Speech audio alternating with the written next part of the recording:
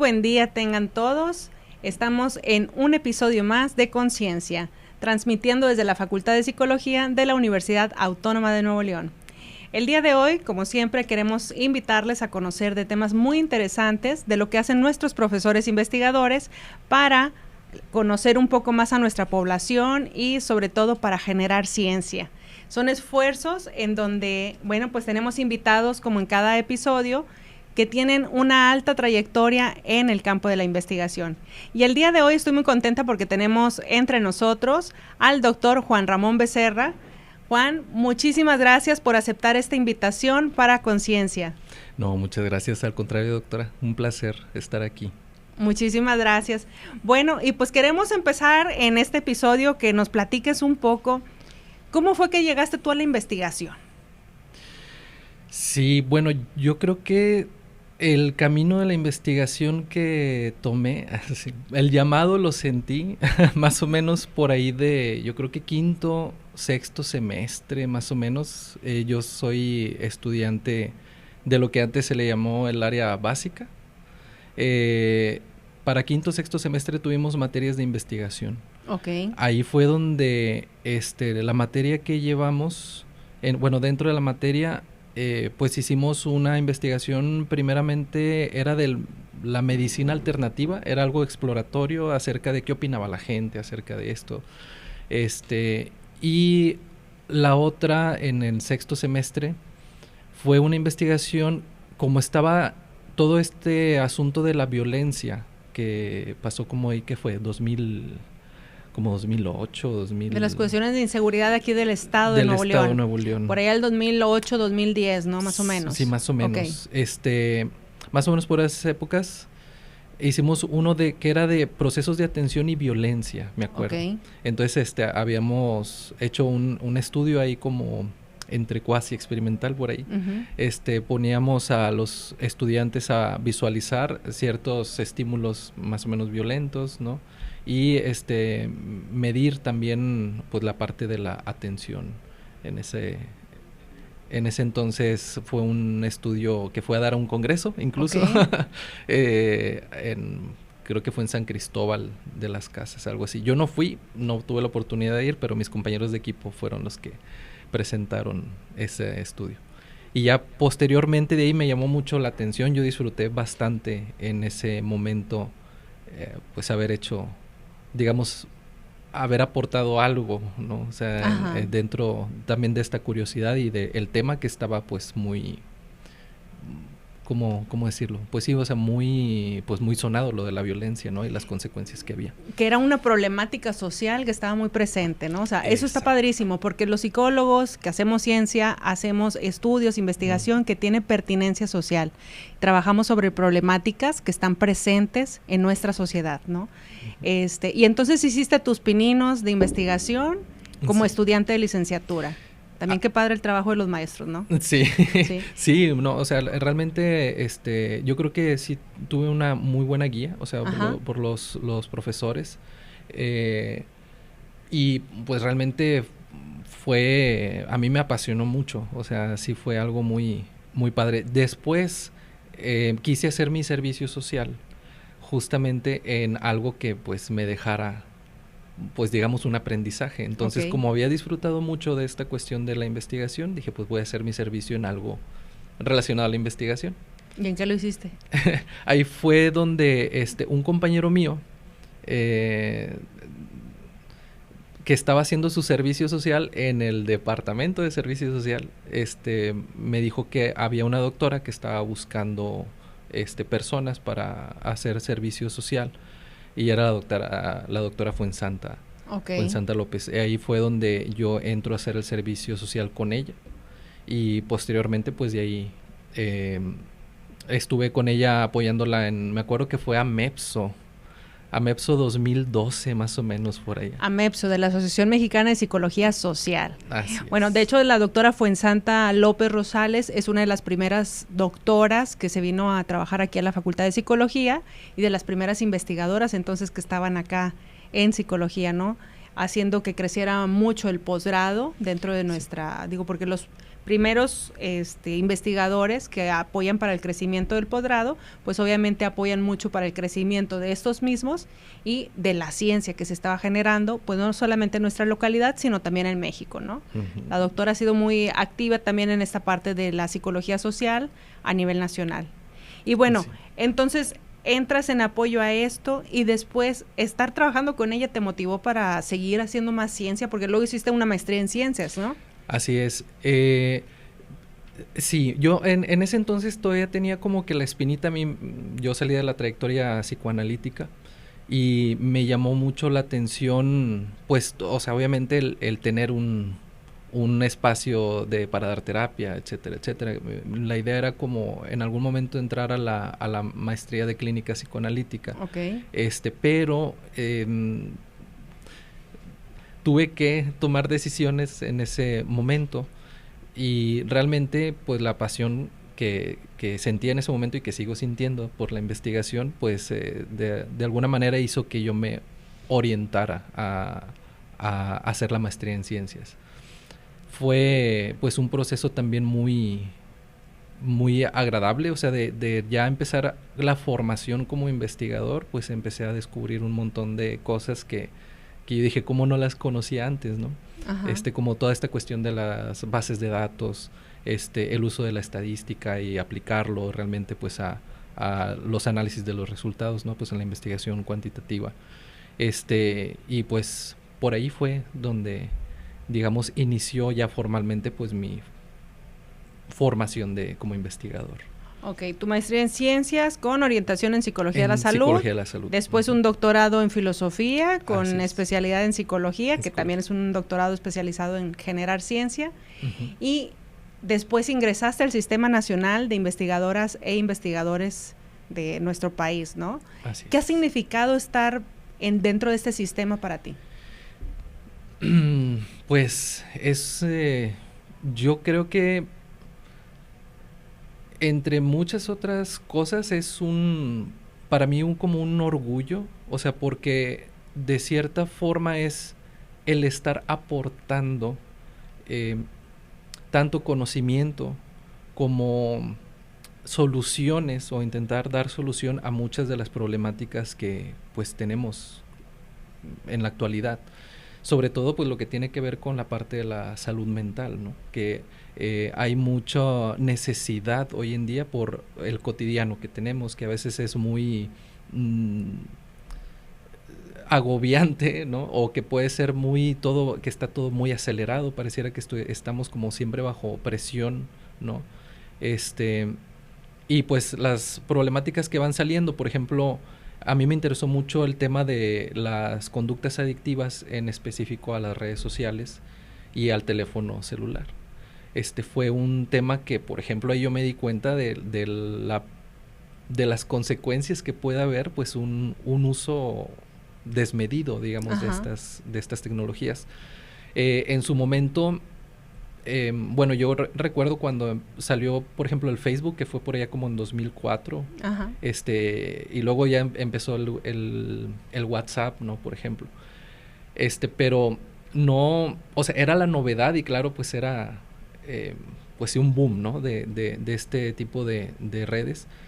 Pero conforme fue avanzando más los años, fueron avanzando más también los modelos de teléfono celular. Antes teníamos que eran de botoncitos y luego después a pantallas táctiles y luego ya cada vez hacían más cosas y tenían mucho más funciones.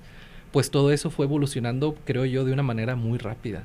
Así es. Y en la cual como que no dio tanta chance de ir despacito con la tecnología, sino como que fue demasiado abrumador, y de ahí pues empezaron también muchos reportes en la literatura científica acerca del enganchamiento y de las consecuencias en cuestiones de salud mental que estas tecnologías pues estaban porque generando. Antes cuando surgen estos aparatos, pues obviamente se utilizaban para el trabajo, ¿no? Yo me acuerdo cuando nosotros éramos estudiantes, solo había los beepers, ¿no? Y los utilizaban los médicos.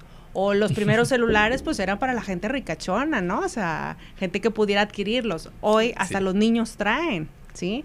Y con todos estos recursos que traemos dentro de la pantalla, traemos una mini computadora ahí a la mano, ¿sí? Entonces, obviamente son problemas reales de nuestra sociedad, o sea, hay un alto consumo de contenido a través de estos dispositivos digitales que traemos todo el tiempo con nosotros, y a veces en las interacciones ya la gente ni se toma en cuenta, ¿no? Están todos ahí como que cada quien sentados, todos sentados en la misma sala, pero viendo cada quien su contenido, ¿no? Entonces, pues esto de verdad tiene un impacto para la salud mental. ¿Qué han encontrado ustedes en esos estudios? Antes de que me platiques de los más recientes, que está muy padre. Sí. Pues bueno, en ese digamos, fenómeno, lo que yo me pude dar cuenta, y esto fue un trabajo de la tesis justamente del doctorado, que el objetivo fue realizar como un modelo predictivo acerca del por qué las personas se enganchan, ¿no? Y tiene que ver mucho en ese momento lo que era la ansiedad social, por ejemplo. La ansiedad social, y esto lo argumentaban muchos investigadores incluso de todo el mundo. Yo fui a dar con papers hasta de Japón, por ejemplo, ¿no? Y daban como que toda una explicación acerca de el qué significaba el sacar el teléfono, no nada más en cuestiones de realmente del uso, sino también lo que se comunicaba socialmente hablando al momento de sacar el celular y ver la pantalla, ¿no? Que era un como no estoy disponible ante los demás. Y en la cuestión de la ansiedad social, también pues muchas personas lo que trataban, digamos que de compensar era la falta de habilidades sociales por medio de las redes sociales. Eso es lo que llevaba a un sobreuso, y sobre todo si la persona se sentía como que muy autoeficaz, ¿no? O sea, mediante las redes sociales, si le funcionaba esa dinámica, pues igual se incrementaba pues el uso. Cuestiones también como la autorregulación, y la impulsividad, pues también tenían mucho que ver también con el uso. Sobre todo en la impulsividad, pues hay una teoría que habla acerca de lo que se le llaman las urgencias, que es tanto positiva como negativa, que son entre más estados que tengamos, por ejemplo, adversos, por así decirlo, irritabilidad, aburrimiento, preocupación, o sea, todos digamos ese tipo de emociones se le conocen como urgencia negativa. Esas sobre todo son las que disparaban más este tipo de conductas, o sea, de estar como que con el teléfono o el uso de las redes sociales también.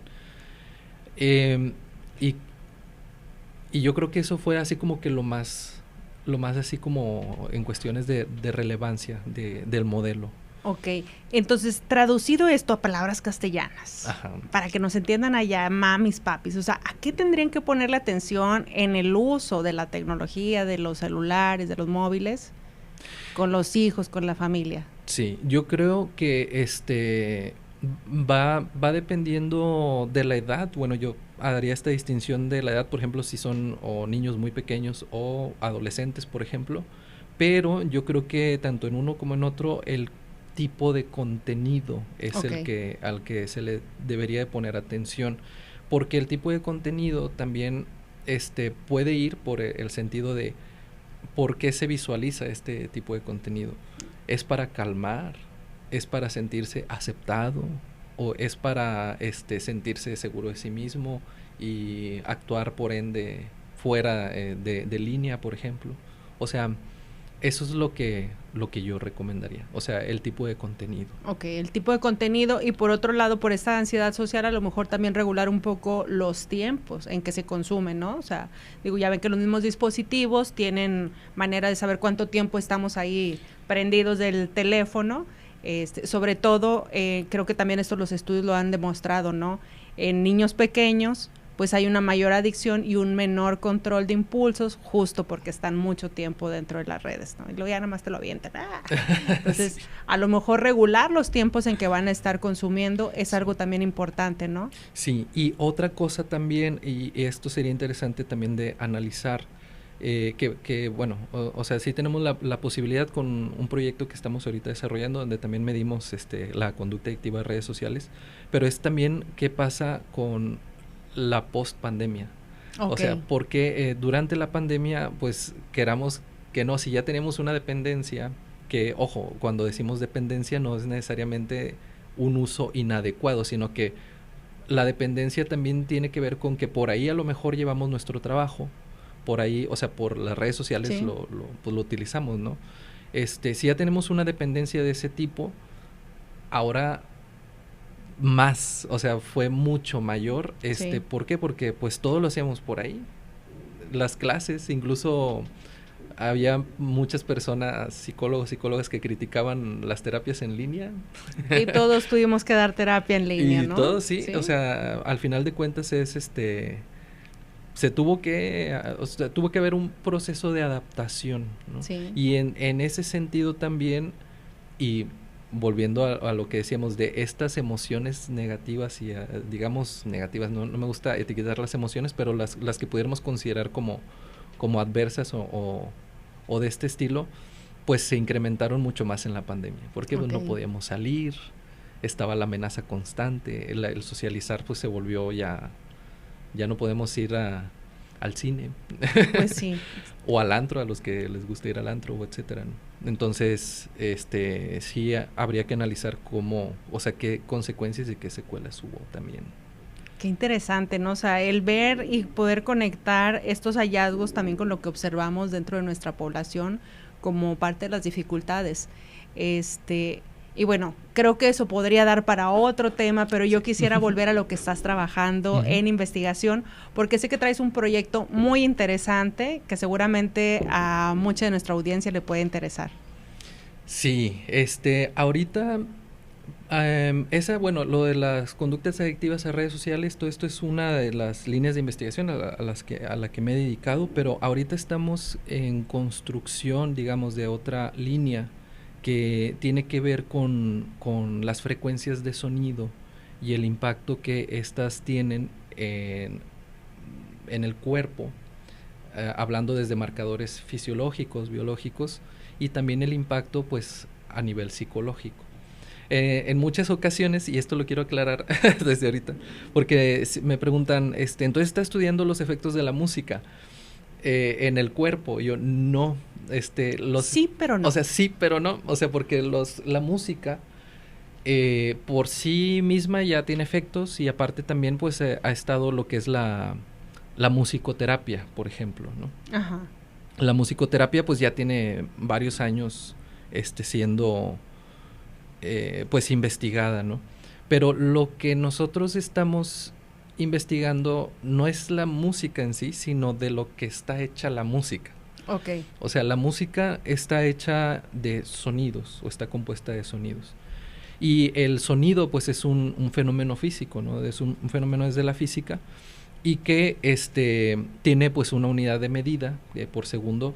Son estas oscilaciones o vibraciones que hay ya sea a través del aire o a través de la materia o del agua o etcétera, pero se mide a través, con la unidad de los hercios. Okay. O sea, un hertz, por ejemplo, es aquella oscilación, la típica o la clásica representación que tenemos de una onda de sonido, a eso le llamamos un hertz, que es cuando sube y llega al máximo, digamos, nivel de tensión y luego también baja.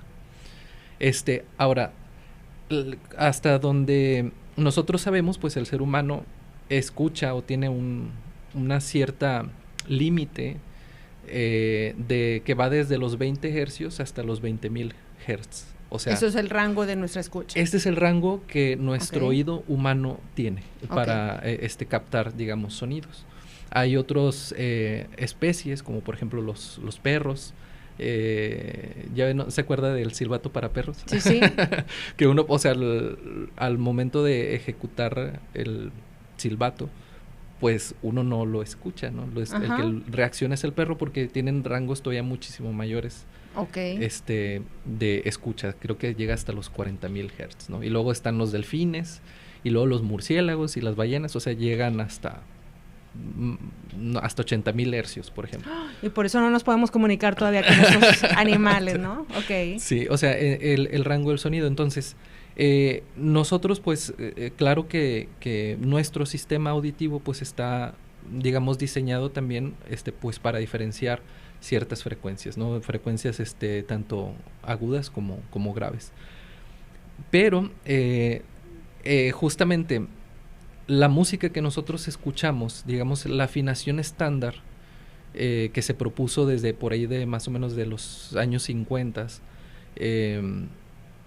para decir toda la música hay que afinarla o hay que estandarizarla en cierta frecuencia, que es en 440 Hz.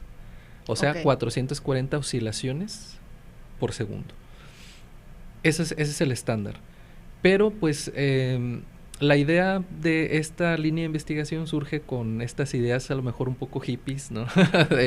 de más como espirituales, ¿no? Donde se especulaba que la frecuencia que más se adecuaba al ser humano por su fisiología, por su anatomía, por ejemplo, es la 432 hercios, o sea, 8 hercios menos que la afinación estándar que tenemos ahorita.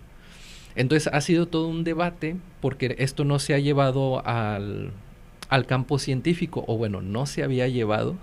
Hasta que llegó Juan Ramón y su equipo de trabajo y dijeron, vamos a estudiar. Oye, porque es bien interesante esto en el sentido de que uno como investigador combina pasiones que tiene, o sea, porque no es nada más el hecho de que sea psicólogo, también eres músico. Sí, o sea, digo, ahí le pega a que le toca, ¿no? O sea, entonces este tipo de cosas, encontrar la pasión y la combinación de lo que hacemos cotidianamente con nuestros intereses normales, creo que es una maravilla, ¿no? Para el ser humano, ¿no? Sí, o sea, definitivamente, porque justamente la idea salió con un amigo mío que es músico, que se llama Rodrigo Ballesteros, que le mando un saludo. Lo que un día pues estábamos platicando y decíamos, oye, ¿por qué no has escuchado acerca de estas frecuencias? ¿Sí? Me dice, oye, pues sí. O sea, yo, pues, ¿cuál es tu opinión como músico, no? Me dice, no, pues es que a lo mejor la afinación sí puede causar distintos tipos de emociones. Por ejemplo, empezamos ahí con la cuestión de las emociones. Y ya después le digo, oye, pues si yo soy psicólogo, investigador y tú eres músico, y pues ¿por qué no hacemos pues el estudio, no? Y de ahí surge la idea, o sea, de hacerlo. Empezamos a realizar, por el primer paso, como siempre, es saber qué dice la literatura, ¿no? Y dimos justamente con un estudio que fue de los primeros que hizo esa comparativa entre distintas frecuencias para ver los efectos fisiológicos que había en el cuerpo, y fue el que hizo la doctora Diletta Calamasi en el año 2019. Es de la Universidad de Florencia. Entonces de ahí yo tomé, digamos, el método, haciendo algunas variaciones, pero pues agarré el método para poder hacer el estudio. Ya lo llevamos a cabo aquí, ese estudio, hicimos la comparativa, es un estudio piloto, utilizamos el método de doble ciego, pues para tener dos grupos. Se les aplicaron unas melodías de más o menos, como la sesión de escucha fueron de 15 minutos. Y en 2 días distintos, solamente variando la frecuencia. O sea, escuchaban las mismas melodías, pero variando la frecuencia. Ya tuvimos resultados. Son resultados muy interesantes. Está ya por publicarse. ¡Ay, espérenlo pronto! Sí. ¿En dónde va a salir publicado? Yo lo estoy... bueno, vamos a ver qué nos dicen. En la revista se llama Explore. De hecho, ahí fue donde se publicó el artículo, digamos, el original. Y está muy padre la revista. Pues es internacional, tiene buen impacto, digamos. Y aparte de que también toma estos temas como alternativos, ¿no? Y tiene esta apertura. Esta temática realmente es muy importante porque estamos desmenuzando un poquito más la música. O sea, la música, sabemos, desde las antiguas civilizaciones, Mesopotamia, Egipto, o sea, Grecia, todos hablan, o siempre hay una referencia acerca de las propiedades curativas, digamos, de la música. En ese entonces se hablaba como en ese sentido de las propiedades curativas. Por ejemplo, los egipcios hablaban acerca de cómo la música ayudaba en la fertilidad, por ejemplo, en las mujeres. Pitágoras también hablaba de las propiedades de la música, e incluso hay una afinación pitagórica, digamos, que habla pues acerca de que se podía utilizar para fines como de, no lo dice así tal cual, pero de salud mental, ¿no? Por ejemplo. Entonces es un tema muy amplio, es un tema que a mí pues me apasiona, lo que comentaba usted acerca de combinar estas pasiones. También la música a mí me ha acompañado durante toda mi vida, en las buenas y en las malas. Súper. Me he dedicado a ella también, o sea, sí, de manera a lo mejor un poquito informal, pero pues sí, hacíamos música y nos íbamos a distintos lugares, digamos, a tocar.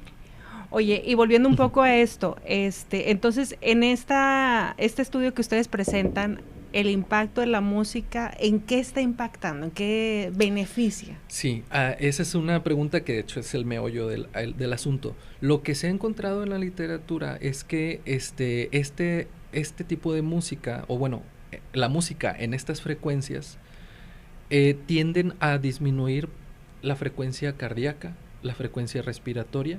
Nosotros encontramos que la presión sanguínea y también variabilidad de frecuencia cardíaca en periodos prolongados de exposición, o sea, ya como una intervención. La variabilidad de frecuencia cardíaca tiene que ver mucho con que el cuerpo esté relajado, es como con el sistema nervioso autónomo. Ajá. El parasimpático, me parece, que es como cuando hay relajación. Entonces, ayudaría a reducir los niveles de estrés. De ansiedad. Ansiedad en particular. Sí, en particular, porque hay también, por ejemplo, un artículo que es de Chile, donde hicieron en una intervención dental, con pacientes donde les iban a hacer una intervención dental y disminuye la ansiedad, por ejemplo. Y en el estudio que nosotros hicimos aquí en FAPSI, en la biblioteca, lo que encontramos también fue que en ambos grupos se reduce de manera significativa la ansiedad, pero solamente la ansiedad, porque también medimos estrés y alegría, algunas otras, digamos así como emociones, pero solamente en la ansiedad es donde se ve el cambio. Bueno, pues eso es un aporte súper importante que creo que para el campo de la salud, justamente imagínate, si los dentistas que nos tienen ahí en sus salas o mientras están trabajando y con nosotros y nos da mucha ansiedad el hecho de oír el ruidito de aparatos, o sea, qué genial que poder poner esta música, que es como música relajante, 432 Hz, sí. ¿Sale? Entonces, es un aporte importante porque ¿cuántas intervenciones podrían hacerse? A mí me parece maravilloso porque, bueno, por ejemplo, ahorita mi objetivo, lo que busco es que podamos nosotros desarrollar, ya sabiendo esto de las frecuencias, porque también hay otros elementos de la música que pueden todavía potenciar más el efecto, que tiene que ver con la afinación y cómo si nosotros escuchamos una melodía con cierta afinación, puede ser todavía más profunda la conexión que hagamos y por ende mayor el efecto que nos puede dar. Es desarrollar una una herramienta que sirva para múltiples intervenciones como el mindfulness, como la hipnosis, como esto desde simplemente poner en la sala de espera ciertas melodías afuera de un consultorio dental, por ejemplo, puede funcionar. En fin, o sea, como es música, es sumamente barato el tratamiento. Sí. Es música, no es invasivo y puede pues tener muchos buenos beneficios. Incluso yo lo que estoy ahorita con estos resultados especulando hipotetizando pues que puede haber otras frecuencias que puedan servir para otro tipo de situaciones cognitivas o emocionales. Se me ocurre ahí que pueda haber algunos estudios en combinación con gente del ámbito de la neuropsicología, claro, para ver si esto ayuda en funciones ejecutivas, atención, memoria, con muchas aplicaciones y múltiples aplicaciones para el campo educativo. Entonces, creo que eso es lo que queremos señalar aquí en Conciencia, ¿no? De la importancia que tiene la investigación para resolver problemas cotidianos, de los aportes que se están haciendo desde el trabajo y la trinchera de cada una de las oficinas de investigación. Y bueno, pues me parece sumamente interesante este aporte que están teniendo ustedes. Estamos ansiosos de que salga ese paper para poderlo leer. Y pues muchísimas gracias, Ramón. ¿Algo con lo que quieras cerrar, algo para nuestro público?